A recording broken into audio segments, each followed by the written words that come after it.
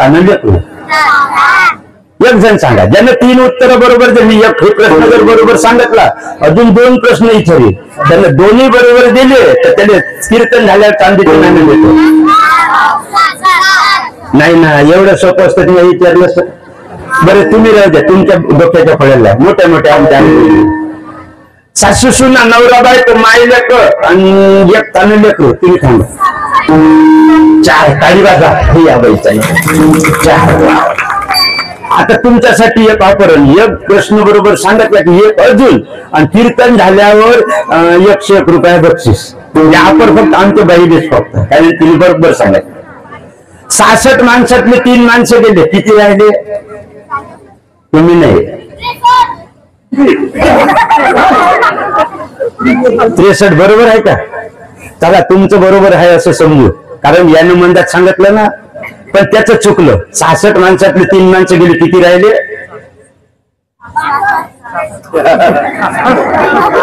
काऊन रे, पाया कुंजलमला होता का?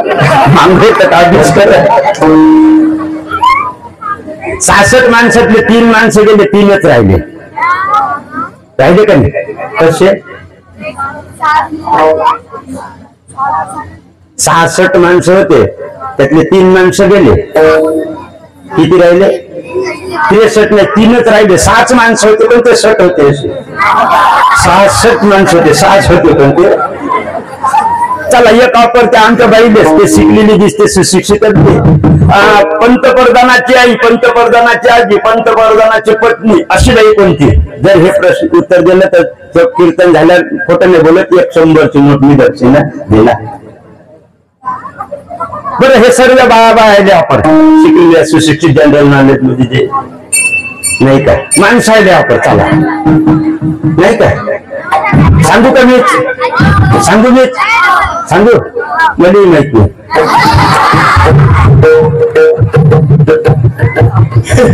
कमला नेहरू होते. कमला नेहरू. कमला नेहरू. तुम्ही म्हणसाल कसं? पंतप्रधान पंडित जवाहरलाल नेहरू, त्याची बायको कोण आहे? कमला नेहरू होय नाही का? आणि पंतप्रधान इंदिरा गांधी, तिची आई कोण आहे? कमला नेहरू. आणि पंतप्रधान राजीव गांधी, त्याची आजी कोण आहे?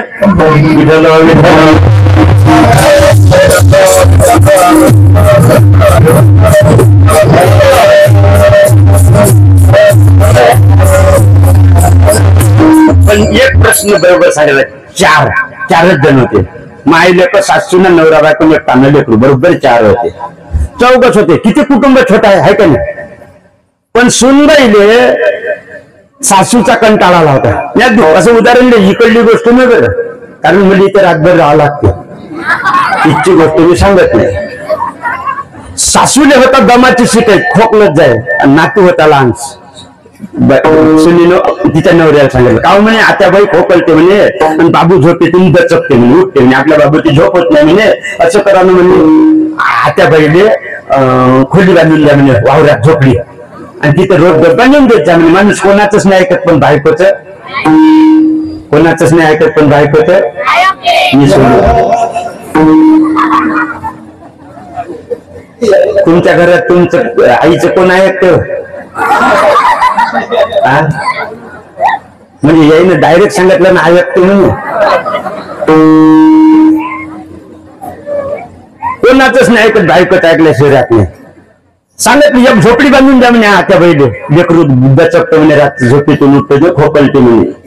रोज दिली झोपडी बांधून, रोज डब्बा नेऊन दे. एक जे झड होती, पाऊस होता, सुनीने सांगितलं नवऱ्याला, त्याच्या का म्हणे आता बैल रोज डब्बा नेऊन देता म्हणे, कंटाळ येत नाही का म्हणे? म्हातारा माणूस आहे म्हणे, पिकलेलं पाण्यानं कधी ना कधी गळून पडणार, रोज डब्बा नेऊन दिल्यापेक्षा असं करा म्हणे, 5 लिटरची घासलीटची डबकी न्या म्हणे, झोपडीवर टाका, रात्रीचं द्या म्हणे पेटून. कोण म्हणे? सुनबाई. इकडली नाही, दृष्टांतातली, काल्पनिक दृष्टांत आहे, पण फायद्याचा आहे. काल्पनिक आहे पण फायदा. आता हे कोणाच ऐकत नाही. चित्ताराधी स्त्री येते, नागबाबा म्हणतो, चित्ताराधी स्त्री येते, ती येते ती छंद नाते, माकड गारोड्याचे जायचं.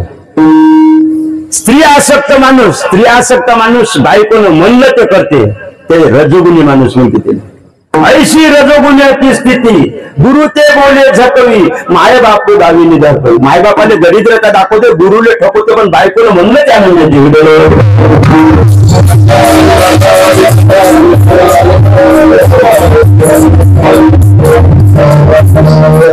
विषय आसक्त माणूस बायकोचा एकच शब्द खाली पडू देत नाही. आणि मग आम्हाला म्हणतो लोक माणसं बायको चांदी करून मरते म्हणूनच मरते.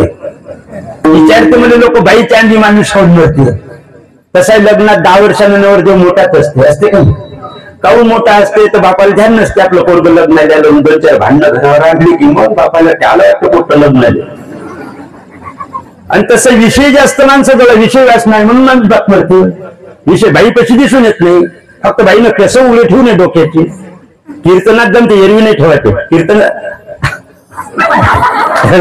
काऊन नाही कीर्तनात जमते काऊन कीर्तनात जमते हे तुकोबराचा संताचा संप्रदाय. इथं दुसऱ्याच्या बाईला आईचा दर्जा दिला जाते. इथं आईचा एरवी केसबाई उघडे नाही ठेवू. 3 बायाने बोलले. कश्यप ऋषीची पत्नी दिती, पांडवाईची पत्नी द्रौपदी आणि दशरथ राजाची पत्नी कैकेयी 3 बायाने केस उघडे ठेवले. तिघीचा सत्यानाश झाला. कैकेयीने केस मोकळे ठेवले कोप भवनात म्हणून राजा दशरथाच्या मनात काम प्रगट झाला. त्यावेळेस 2 वर मागितले होते त्यांनी. 3 रामाले वनवासून घरताले. कश्यप ऋषीच्या पत्नीच्या मनात काम प्रगट झाला तर कश्यप ऋषीने प्रवृत्त केलं.